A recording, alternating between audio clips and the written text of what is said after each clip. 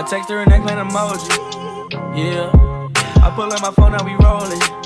Yeah. I turn the street into V-Live. Yeah.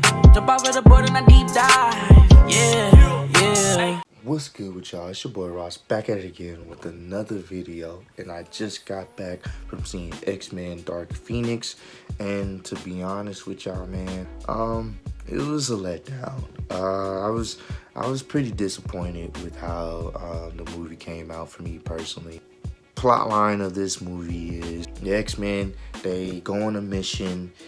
They have to go save some astronauts, and on this mission they encounter the Phoenix Force. In order for them to make it back home safely, make it back to Earth safely, Jean Grey is forced to pretty much absorb the Phoenix Force and save everybody.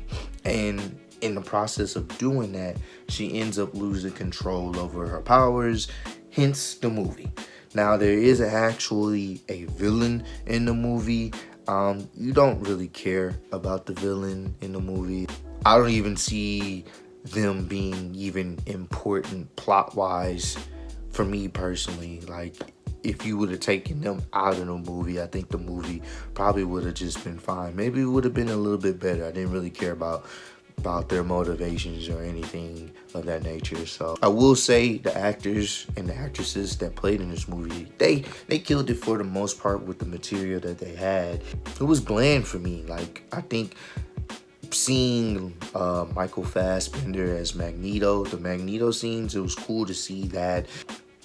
James McAvoy once again as Professor X, and it was cool to see just all these different characters that you've grown accustomed to over the past few movies. But even then, there's really not much going on in this movie. It's not, and that's the sad thing. I want to say at least the last 20 minutes of the movie was pretty entertaining.